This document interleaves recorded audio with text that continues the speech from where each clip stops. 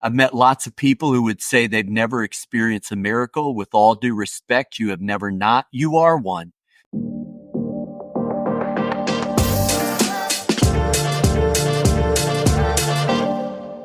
Welcome back. We are finishing this year strong, and today we're with Mark Batterson, New York Times bestselling author, amazing pastor and leader. We're just talking about wonder, the wonder of God, being in awe of God, and the million little miracles that he gives us in our life. This is a happy one. We're talking about finishing the year strong. That's the series we're in right now. And this conversation today is so fun. It's such a great reminder of how we need to look at life, and that God has so much for us that sometimes in the hustle and bustle of daily life and the stress of daily life, we don't fully recognize. So I'm excited to dive into this with you today. Now, without further ado, here's the amazing Mark Batterson. Mark, it is so good to have you back on the show. What is your mission in this phase of life? Just get down to business. Yep, let's go. You know what? I feel like for the last 30 years, my life is about helping other people reach their God-given potential. And so whether I'm pastoring or writing or parenting or coaching like a little league baseball team, I want to help everybody reach their God-given potential. I think potential is God's gift to us. What we do with it is our gift back to God. So that's probably been my answer for most of my adult life. I love that. I love that so much. I knew you could handle jumping into a question like that. So that's easy. Let's go. I love it. Yep. Okay, your new book. I love your new book. I loved your old book. Like, you write a book and I'm like, it's a Mark Batterson book. I'm in. So the new one is A Million Little Miracles. I love it so much. As an author, what I do when I get somebody else's book in is I go back and I look at the end notes. I will do that before I even read what the chapters are, because I want to see what books and what text inspired this. What did you spend 2 years of your life going in? And I get excited by end notes before I even go to the chapters. And your end notes are phenomenal. If I ever open a book and it's like 3 end notes, I'm like, I don't think this book has anything for me. It's just page after page of all the work and all the research and thought that went into this. How did writing this book change you? So, if you're like me, you kind of have an idea for where you're going, but where did God take you in this process of writing this book? Yeah. Well, first of all, I love the fact that you go to the end of the book and check the end notes, because I don't check it up front, but if it's a really good book, those end notes are rabbit trails because it reveals kind of their original resources. And so I love doing the very same thing. A great book, I'll buy 5, 6, 7 books that are in the end notes that are pulled from. And this one, 688 end notes, I think is my record, Alli. This is the most researched book. And part of it is because it combines sort of a love for theology, but a love for science. That, every ology is a branch of theology. All truth is God's truth. So really fun book to write. And now I forgot your original question. I wanted to know, how did it change you? Because when I go into a project, I always start by thinking, I know what I'm doing. And then God is like, oh, I have so much I'm going to teach you about this. Yes. So when people hear the word miracle, they tend to think of anomalies and epiphanies. And I've experienced so many miracles, and I share one of them. I mean, after 40 years with severe asthma, God healed my lungs on July 2nd, 2016, kind of an unbelievable miracle. We've experienced real estate miracles and financial miracles as a church, but this book is about the everyday miracles. The fact that there are 37 sextillion chemical reactions happening in our bodies right now. Like, you are fearfully and wonderfully made.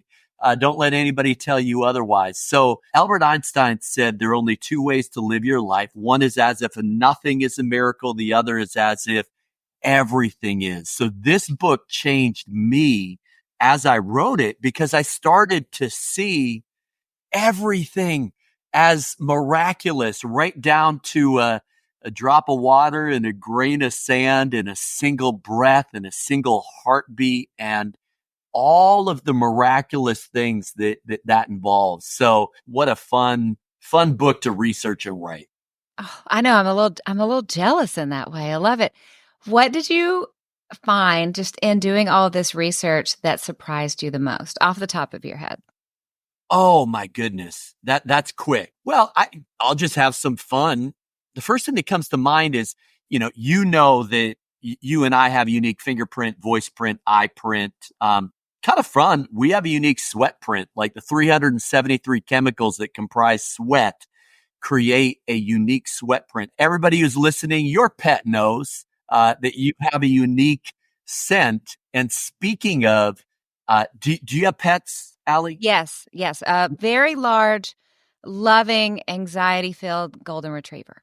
Okay.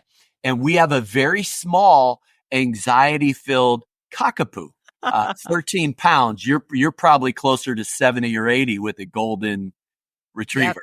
Um, 85. okay. No one needs to know this to live a long, happy life, but your dog has a unique nose print. What? Yes. Dogs have unique nose prints. And one reason why they can smell so effectively is that there are slits in the side of their nostrils that allow them to smell while they exhale as well as when they inhale. No So way. the book has a lot of just kind of random fun facts, Yeah. but with the bigger picture of we have an amazing, intelligent designer named Yahweh, who we are fearfully, wonderfully made, and everything kind of has their creation clues is kind of how I talk about it. So that's just what came to mind when you asked the question.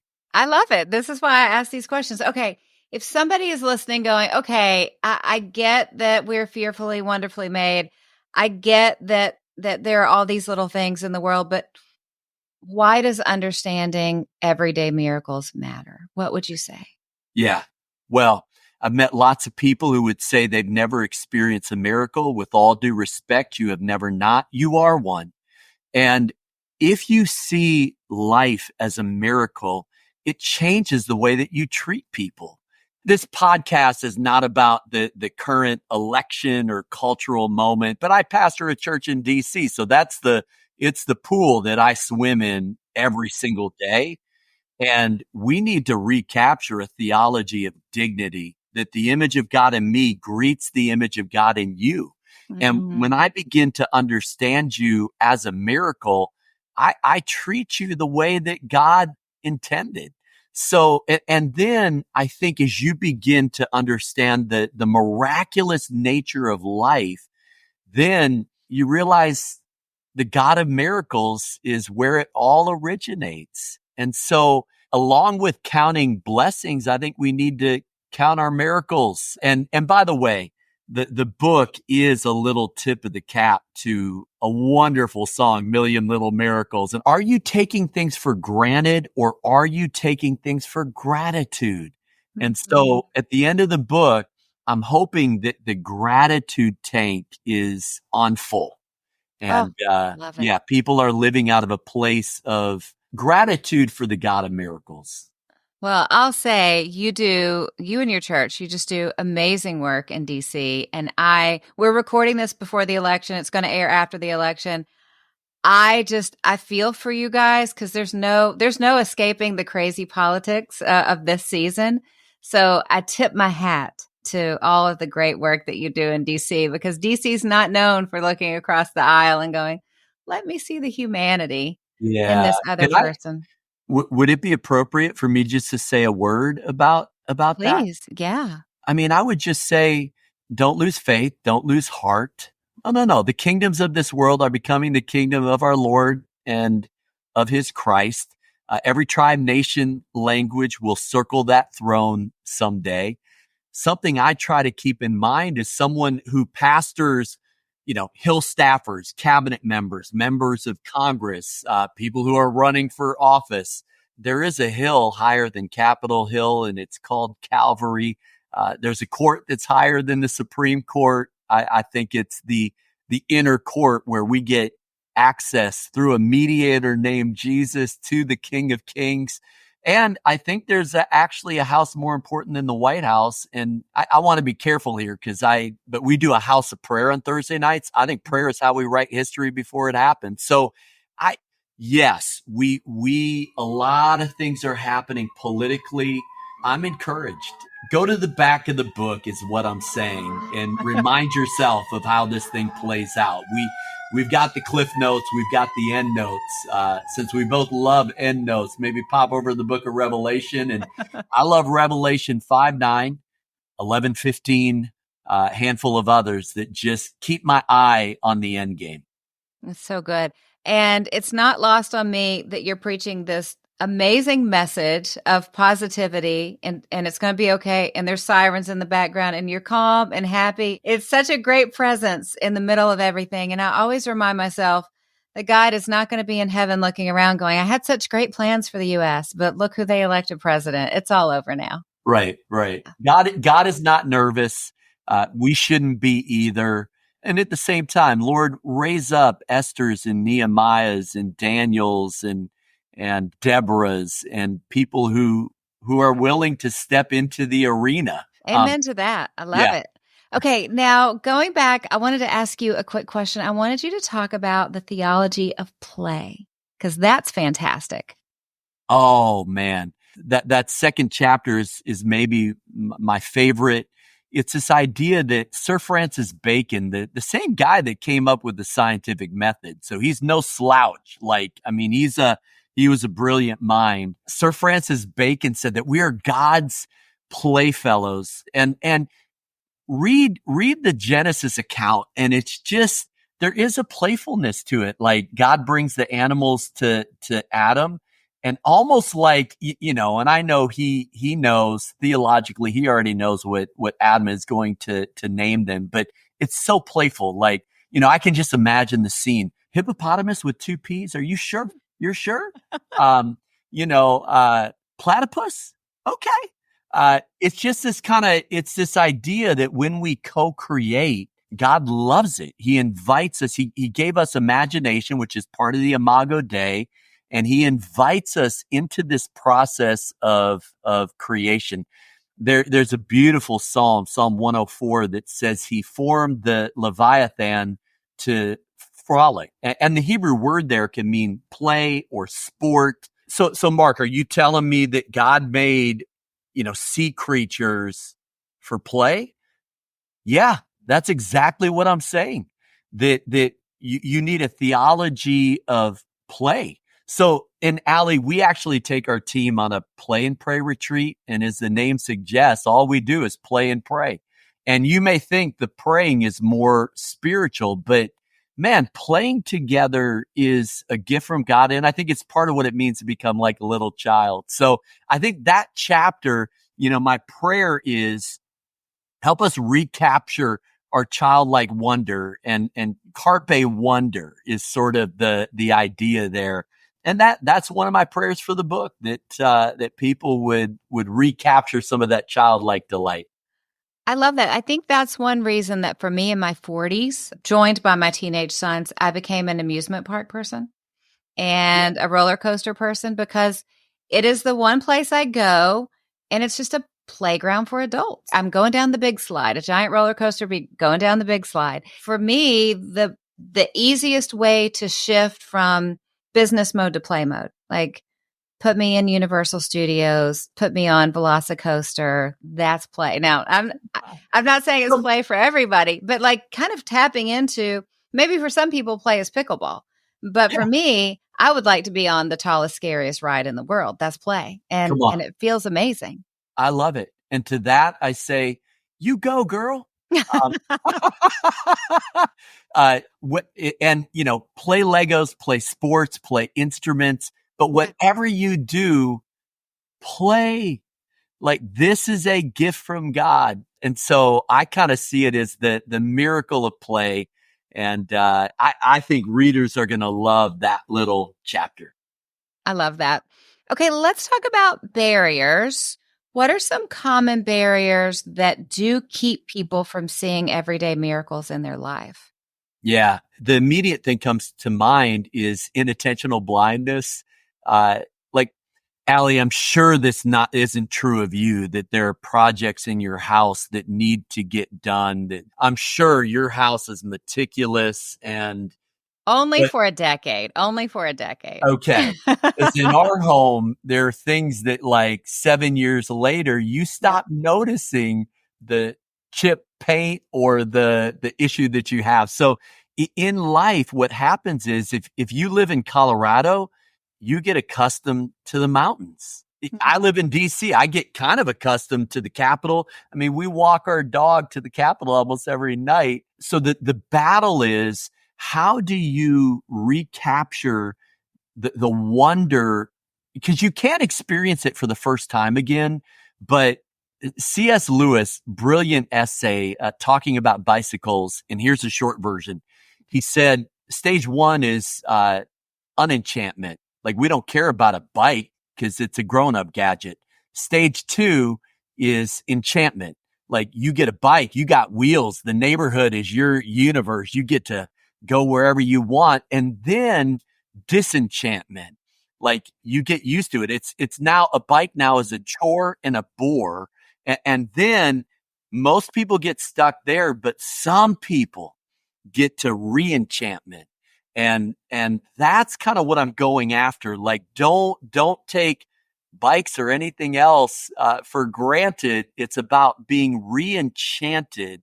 And I'll make it personal. Like, my wife and I, we've been married 32 years. We dated 4 years before that. We were teenagers. We were high school sweethearts. And man, that first kiss, goosebumps, like, wow. And you cannot recreate a first kiss, but you can re-enchant a first kiss. And so I would say 32 years of marriage and 2 bouts of cancer over the last couple of years.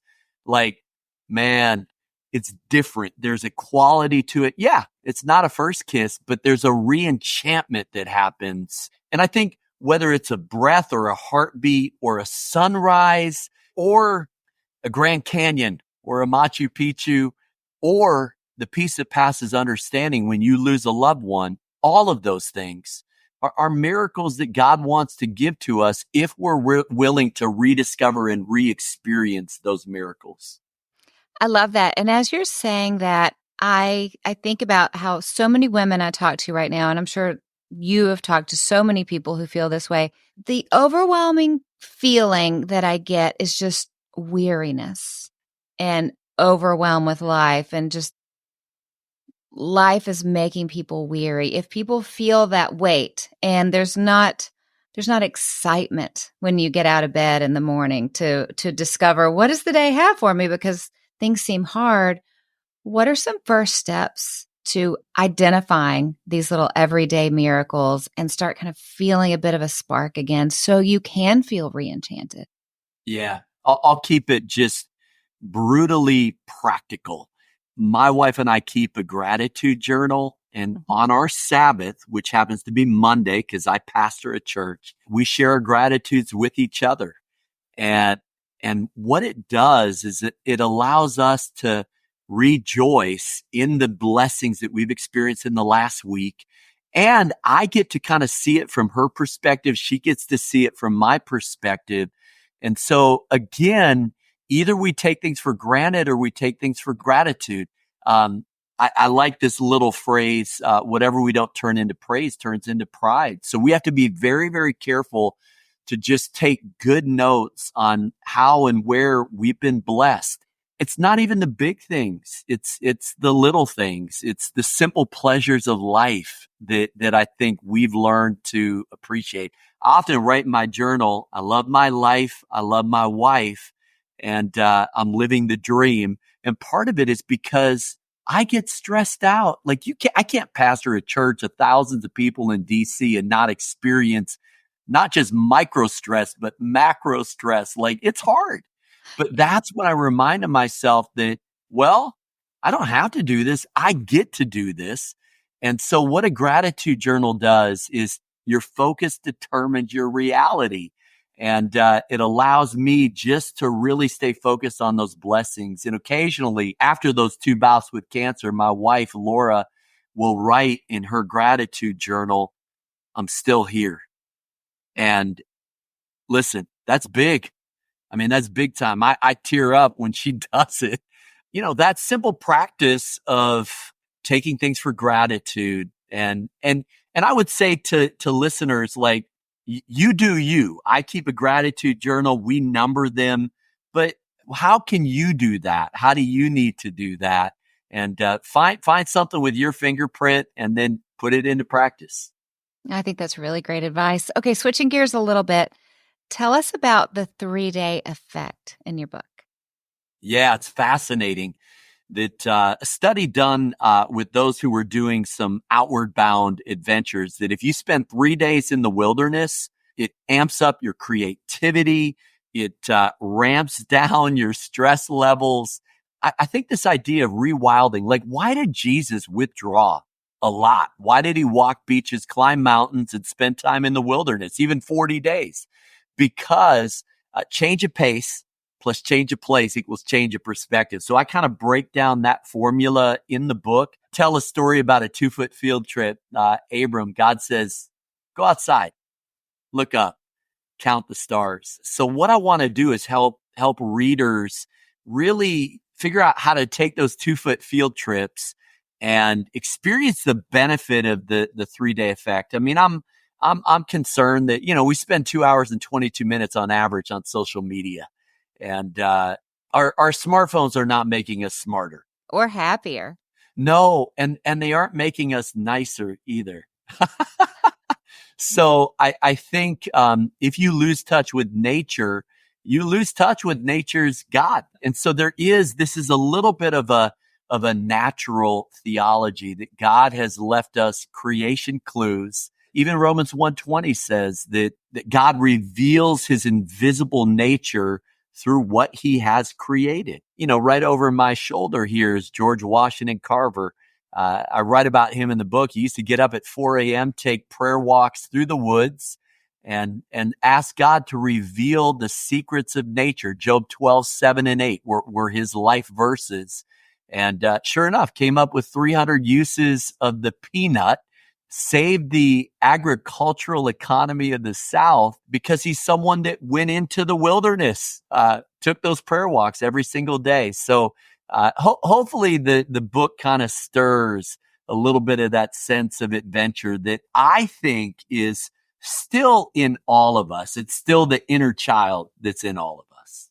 I love that. Okay, I heard you say 2-foot field trip. So if anyone's like, wait a minute, I want to hear more about a 2-foot field trip because I can't spend 3 days in the wild.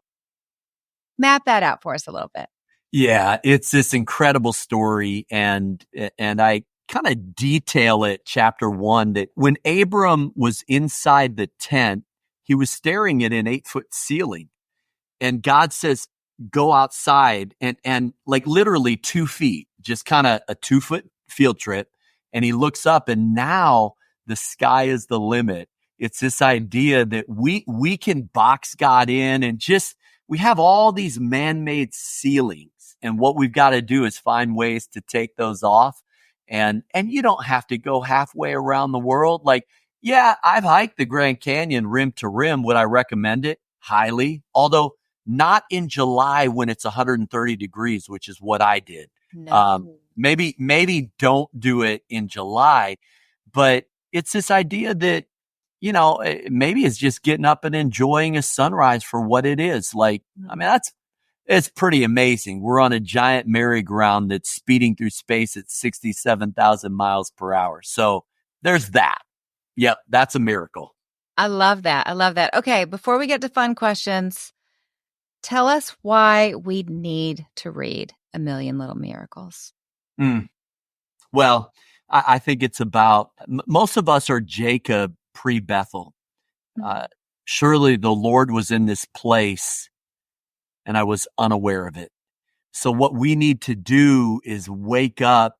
There are no ordinary days. There are no ordinary things. There are no ordinary people. Nothing is as simple as it seems. If quantum mechanics has taught us anything, it's that.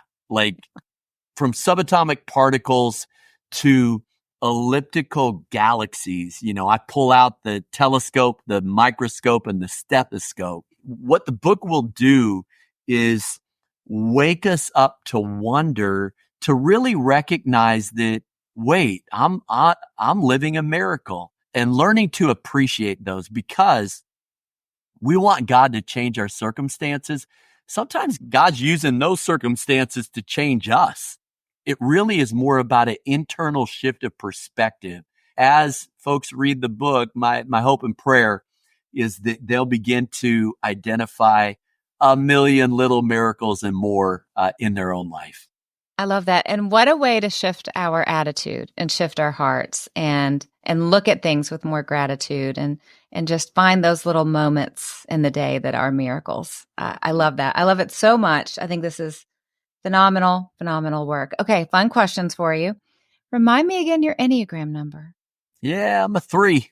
I'm achiever, performer, always thinking about what's next. I love future focused. My husband and I joke, because I'm a 7, he's a 3. Our joke is we could hold hands and skip into the future and just forget about everything in the world because we've got big plans. So I Yes. get that. Yep. What about a song that you're loving right now? Well, I immediately think about Million Little Miracles because it sort of inspired the book, and it's an elevation song. Stephen Furtick was kind enough to endorse the book. So I did get permission and approval for the title. I thought to even reference a song, you basically had to give away your firstborn in a published book. So well done. No, not giving away any of my kids. What about a TV show or a movie? Pretty fun. I have a really good friend who it's taken 10 years, but the Bonhoeffer movie that's coming out in November, he was kind of the key mover and shaker to help that. So I'm excited about that movie hitting screens. I think there's something about Dietrich Bonhoeffer and the way, and Germany, that there might be some lessons to learn there for our future. So that's a movie I'm excited about, kind of forward looking. And then it's football season. So it's not a show, but I'm going to have the NFL games on Sunday, Monday night, Thursday night, Sunday night, and in between. We are NFL and college football in this house. And I joke that I'm extra productive in the fall because all the guys are watching football. I'm with them, but with my computer, and it's pretty great. Yeah. We can't, I say fall is the best time of year. All the movies. I hadn't heard of the Bonhoeffer movie coming out, so that's really exciting. Yep. Yeah. That's great. What about a book that you've recommended to other people lately? I tend to think more in terms of authors. So I love a Malcolm Gladwell because he cross-pollinates, or Adam Grant I really enjoy his writing, but I enjoy C.S. Lewis warned against chronological snobbery. He said, for every new book you read, you got to read an old book. In fact, Ivan Pavlov said, if you want to have new ideas, read old books. So I would throw out A.W. Tozer, some of those classics, The Pursuit of God, Knowledge of the Holy.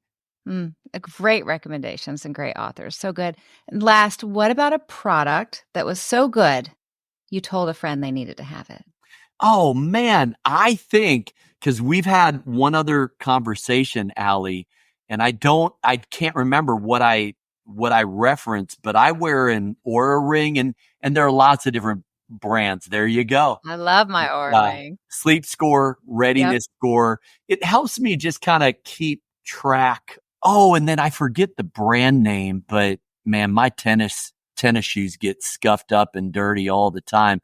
So someone gave me like this pink stuff, miracle stuff that it'll make your tennis shoes like brand new. I wish I remembered the name. Okay, we'll find it. Do you paint it on? Is it putty? What is this stuff? Yeah, what does it look like? You take it and you, with water and whatever this pink stuff is, and you'll have brand new shoes. Okay, is it a spray? No, it comes in a bottle. So you kind of, and you use like a little, there's a brush. You use a brush. So you're kind of brushing the shoes. We're on it. We're going to find it. Yeah. Okay. Can't be walking around with scuffed shoes. And I will second the aura ring. I like it for my stress score. So I'll look at my score during the day. And if I've had a lot of time in the stress zone, it makes me chill out and Yeah. like I'm always trying to gamify it. So Yep. yes, excellent, Love it. excellent resource. This has been so fun. Tell everyone where they can find you and how they can learn more about the book. Yeah. MarkBatterson.com.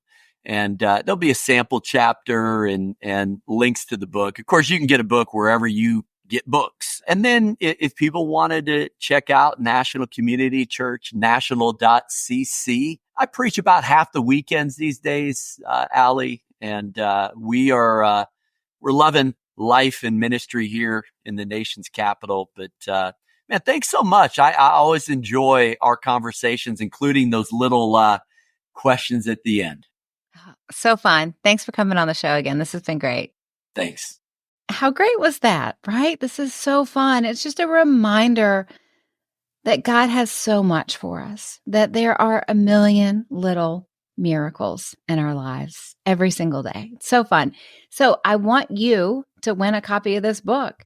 If you're watching on YouTube, make sure you're subscribed. Be sure to like it and leave a comment. If you're listening, take a screenshot, tag me, tag Mark Batterson, and you will be entered to win a book. We're going to give away lots of copies. And as always, I am so glad you're here. I know life is getting a little bit busy right now. It's a busy time. Thank you for keeping up with investing in yourself. You have so many things that are pulling at you, the stressors, the time stress, everything. But you are doing this. You are investing in you because the healthiest version of you is a benefit to everyone around you, right? I believe in what's inside of you. I believe in your dreams, and I know you're making an impact on this world for good. That's why you're here. It's why you do what you do. It's why you keep investing in yourself so you can bless others. You have to fill yourself up so you have something to share with other people. I love being just a small part of coaching you and equipping you. I love knowing that I get to help you be a little healthier all along the way. I know that God has created you to stand strong and bring something special and unique to this world that only you can bring. So keep showing up, keep stepping up, keep loving well, because you know the truth. You cannot break a woman who gets her strength from God. I hope you have a great day, and I'll be back with you soon. Hold on, I'm coughing. Ooh, okay. What am I doing? I don't know. I don't know what I'm doing. Here we go. Welcome back.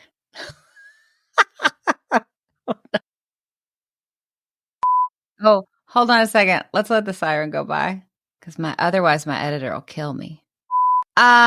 Bacon. Got through it. I don't know what I'm saying.